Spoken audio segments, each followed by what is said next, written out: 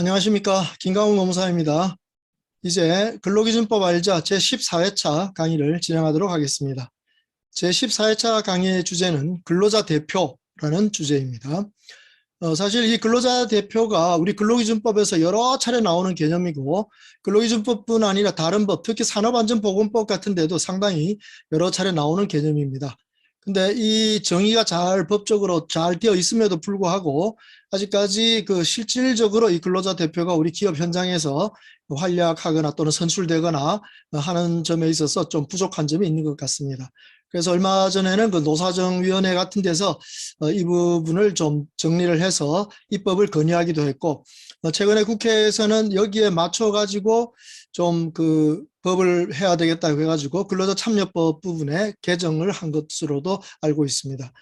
그렇지만 이제 명확하게 근로자 대표 개념을 좀 알아두시고 이걸 우리 기업에서 필요한 대로 적용할 수 있도록 하는 게 굉장히 중요하겠죠. 그래서 오늘 그 점을 살펴볼 텐데요. 교재 136페이지에서부터 바로 그 점이 정리되어 있습니다. 그래서 우선 근로자 대표의 역할에 대해서 보시면 우리 근로기준법 24조에 처음으로 이 근로자 대표에 대한 개념과 역할이 나오죠. 이거는 그 경영상 이유에 의한 해고, 즉 정리해고를 할 때 근로자 대표가 어떤 역할을 하는지에 대한 규정인데요. 그 근로기준법 24조에서는 이렇게 되어 있습니다.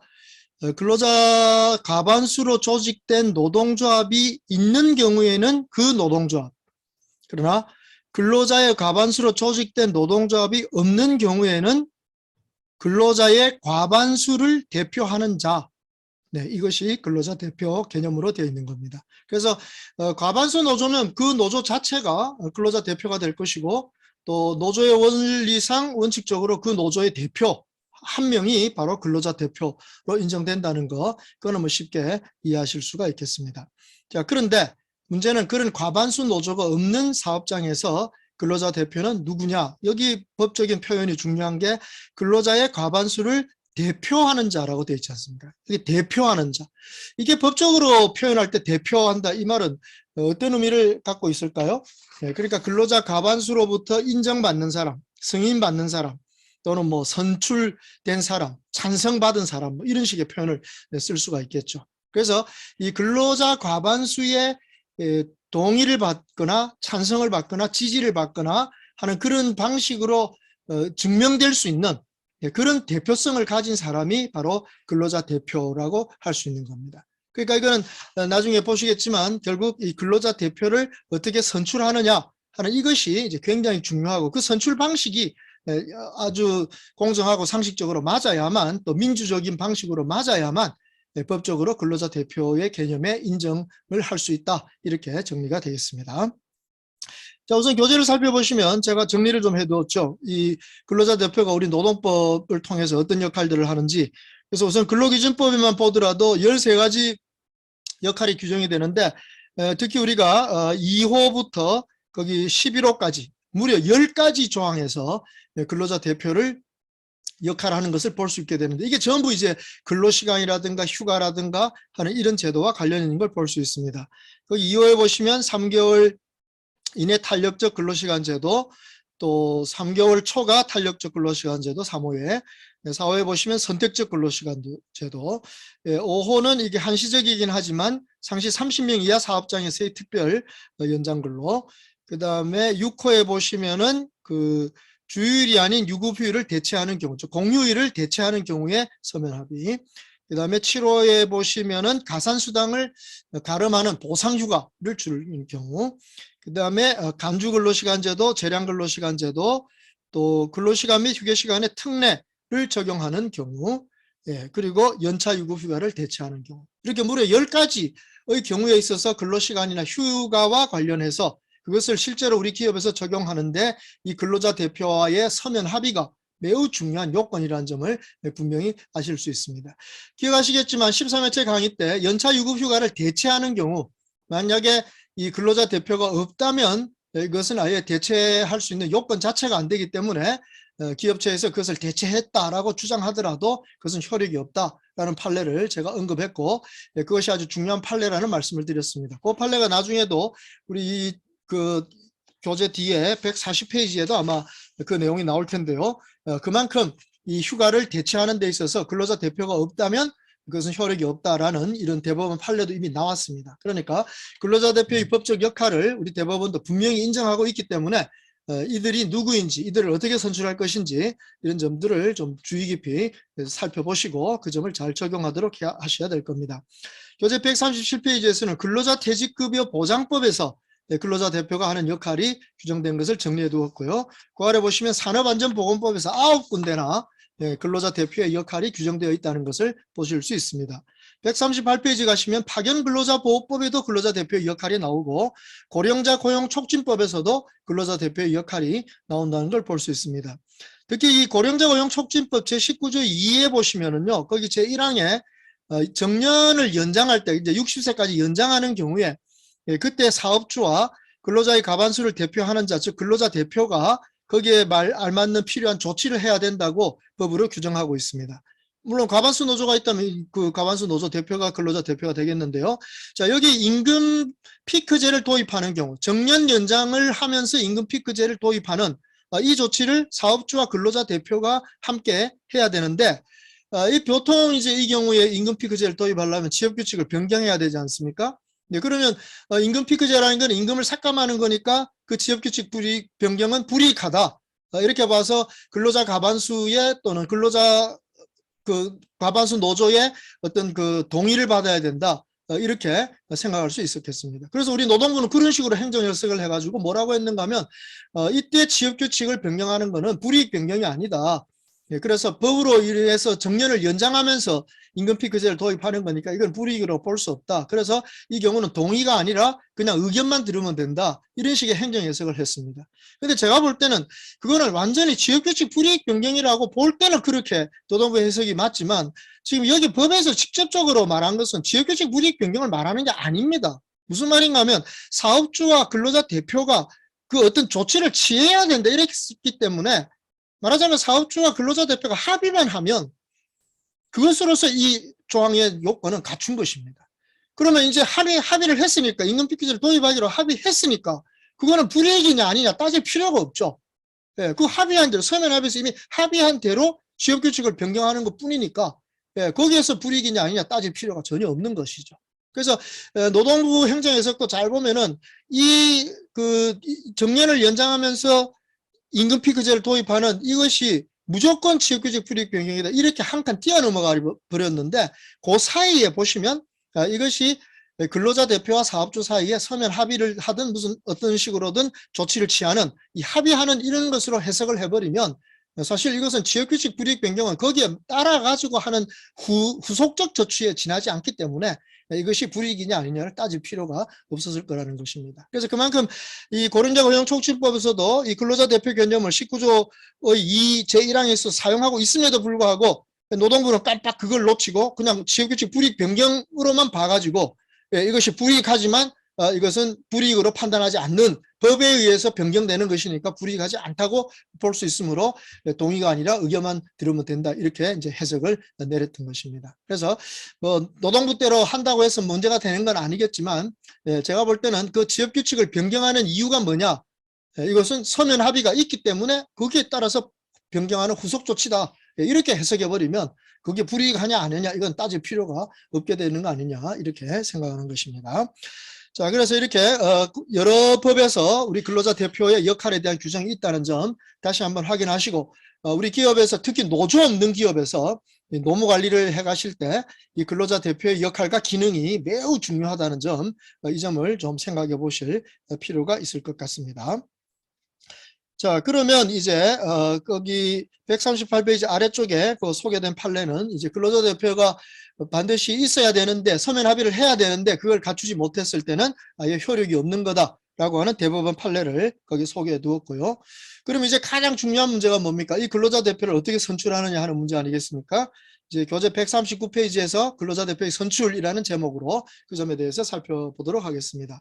우선 이 근로자 대표라는 말 아까도 설명했지만 대표라고 할 때 이 말은 그 근로자 과반수가 찬성, 동의, 지지하는 것이고 우리 민주사회에서 가장 보편타당한 그런 대표를 선출하는 방식은 결국 직접 비밀 무기명 선거를 통해서 거기서 과반수 찬성을 얻는 사람 네, 이 사람을 근로자 대표로 인정하는 방법이라고 하겠습니다.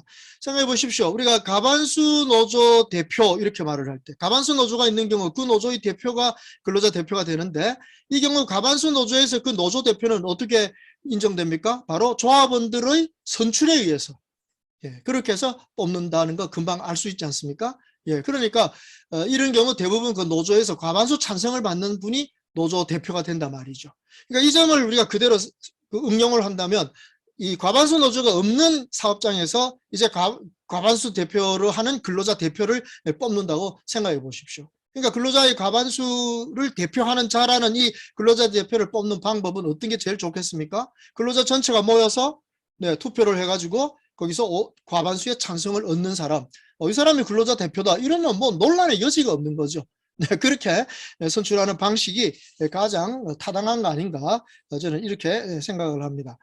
그런데 이제 우리 노동부에서는 진작부터 이것을 갖다가 그 노사협의회 근로자위원이 근로자 대표가 될 수 있다 하는 이런 견해를 냈습니다. 이게 97년에 우리 근로기준법에 처음으로 이 근로자 대표라는 개념이 들어왔는데요. 특히 경영상 이유에 의한 해고에서 이제 근로자 대표 개념이 왔다고 아까 말씀드렸는데요. 노동부는 이상하게 처음부터 이게 노사협의회 근로자위원도 근로자 대표를 볼 수 있다. 이제 이런 식의 행정 해석을 해왔습니다. 근데 저는 그게 의문인 게 노사협의회 근로자위원은 과반수 찬성을 받는 게 아니거든요. 다수 득표순으로 뽑는 거니까 근로기준법에서 말하는 근로자의 과반수를 대표하는 자라는 이 요건에 과연 노사협의회 근로자위원이 거기에 해당하는가 하는 데는 법적으로 의문이 있다는 겁니다. 그래서 만약 이 노동부 행정 해석대로 그냥 그렇게 밀고 나갔다면 나중엔가 언젠가 그 법적인 분란이 생기면서 대법원 판례에서 그것이 뒤집어질 수 있는 가능성이 충분히 있다고 저는 보았습니다. 그래서 항상 이제 제가 그동안 그 강의를 하면서 이 점을 강조하고 반드시 이 근로자 대표를 선출하는 과정, 민주적인 선출 과정에 의해서 대표를 뽑는 것이 가장 합리적인 방법이고 법에 맞는 방법 아니겠는가. 제가 왜 그렇게 말하는가 하는 근거는 일본에서 이미 그렇게 하고 있습니다. 일본은 1996년에 근로시간 단축 제도를 도입 시행할 때 이때 일본에서도 이 근로자 대표 개념이 동원이 됐다는 거죠. 노동자 대표라고 하겠죠, 일본에서는. 그래서 그 노동자 대표를 뽑는 과정이 사용자가 일체 간섭하지 않는 그런 상황에서 근로자들 전체가 모여가지고 거기서 투표를 해서 과반수 찬성을 얻는 사람, 이 사람이 노동자 대표다라고 일본에서는 이미 그렇게 행정 해석, 행정 지침도 그런 그 노동자 대표 선출 지침이 나와 있었습니다. 근데 우리나라 노동부는 희한하게 그 지침을 아직까지도 만들고 있지 않습니다. 그리고는 그냥 행정해석을 통해서 노사협의회 근로자위원도 근로자 대표가 될 수 있다. 이렇게 이제 행정해석을 내려주니까 이건 개별적이긴 하지만 그게 이제 일부 기업들이 이제 그것을 원용하려는 이제 이런 움직임도 있었다는 것이죠. 근데 이제 최근에 그 경사노위에서 이 점에 대해서 이제 논의를 했던 것입니다. 그래서 뭔가 입법 건의를 했는데 그 내용이 반영된지 안 된지 저는 잘 모르겠습니다. 그런데 최근 국회에서 근로자 참여 및 협력 증진에 관한 법률을 개정하면서 이 그동안에 있었던 근로자위원 선출하는 방법을 약간 바꾼 것 같아요. 그동안에는 아무 단서 없이 조건 없이 그냥 근로자가 선출한다. 근로자위원은 근로자가 선출한다. 그래서 이제 다수 득표자 순으로 근로자위원으로 인정하는 이제 그런 방식이었는데 이번 법 개정을 보니까 그런 표현이 나옵니다. 근로자 과반수가 참석한 투표를 통해서 근로자위원을 선출하도록 그렇게 되어 있습니다. 그래서 굳이 거기서 근로자 과반수가 참가한 투표 이 말을 넣은 것은 어쩌면 이 근로자 대표로서 근로자위원을 인정하려면 그 과반수 대표라는 그 요건이 아주 특징적으로 성취되어야 하니까 그런 고려를 좀 한 것 아닌가 싶은데 그래도 입법으로 보면 그건 좀 이상한 거죠. 근로자 과반수에 찬성을 얻었다 이러면 모르겠는데 근로자 과반수가 참가한 투표에서 선출한다 이러니까 이게 과연 우리 근로기준법이나 산업안전보건법이 말하는 근로자 과반수를 대표하는 자로서의 그 법적 개념에 부합하는 것인가? 저는 아직까지 좀 의문이 남아 있습니다. 그래서 이건 어차피 앞으로 법적으로 해결을 해야 되는 판례를 통해서 해결해야 되는 부분이고 그렇지 않고 그전에라도 우리 국회가 눈치채고 이거 조금 잘못됐다 부정확하다 해서 다시 입법을 뭐 바꿔준다면 모르겠습니다만 현재는 그런 상태입니다. 근데 저는 개인적 생각 이렇습니다. 이거 법 필요 없어요. 네, 법 필요 없고 현재 있는 그대로 보시면 되는 겁니다. 근로자의 과반수를 대표하는 자 이렇게 딱 되어 있으니까 근로자는 누굽니까? 사용자 빼면 다 근로자죠. 그럼 사용자에 해당하는 그 사업주, 그다음에 경영관리자, 그다음에 중간 관리자들 이런 사람들 해당하는 그 사람들 다 빼버리고 그 나머지 근로자들이 투표를 해서 과반수 찬성을 얻는 사람을 근로자 대표로 인정한다면 간단한 문제입니다. 또 이 근로자 대표를 뽑는 때는 언제입니까? 어떤 여기 근로자 대표가 역할을 해야 돼, 서면 합의를 해야 되는 그런 현안 상황이 나왔을 때 그때 이제 투표를 해서 선출하면 되는데 이거 귀찮죠. 만약에 뭐 한 해 동안에 여러 안건이 발생한다고 하면 그때 이거 근로자 대표 뽑는다고 선출 과정 거치려면 굉장히 좀 힘들지 않겠습니까? 그래서 근로자 대표는 꼭 그때 뽑을 필요 없습니다. 임기를 정하십니다. 그래서 우리 회사 근로자 대표 한번 뽑히면은 임기를 뭐 1년으로 한다, 2년으로 한다, 3년까지 해도 상관없죠. 뭐 몇 년 해도 상관은 없습니다. 현재 법에는 제한이 없으니까. 그래서 근로자 대표의 임기 안에 발생하는 여러 가지 그 근로자 대표가 해야 될 법적인 역할들 이거 하도록 맡기면 아주 편하게 노무 관리하실 수 있습니다. 특히 노조가 없는 기업에서는 이런 역할을 할 수 있도록 근로자 대표를 정당하게 선출해 둔다면 훨씬 더 원활한 노무 관리를 하실 수 있다고 보는 것입니다. 그런데도 불구하고 우리 기업들이 이 근로자 대표를 좀 제대로 뽑으려고 생각하지 않고 어떤 사장님이 그랬죠. 저 총무부장 보고 너 저 근로자 대표로 하고 이번에 저 연차휴가 대체하는 거 그거 우리 합의하자 이렇게 했는데 총무부장 근로기준법상 근로자입니까? 네, 잘 아시겠지만 그분은 근로기준법으로 볼 때는 사용자에 들어가는 것입니다. 그러니까 사장님하고 총무부장하고 아무리 서면 합의해봐야 그거는 사실은 법적 요건에 맞는 게 아닌 것이죠. 그래서 정당한 절차와 정당한 방법으로 이 근로자 대표를 뽑아 두시는 게 좋습니다. 그래서 제일 먼저 결정하실 것은 근로자 대표를 선출하기 위한 규정을 하나 적어 두셔야 되는데 이제 그 규정에서 제일 먼저 결정해 두셔야 할 것은 이 임기를 정할 거냐 안 할 거냐. 그 다음에 근로자 대표를 딱 한 명만 할 거냐 아니면 2명이나 3명 이런 복수 대표로 할 거냐 이런 것도 그 근로자 대표에 관한 규정에서 정하실 수 있습니다.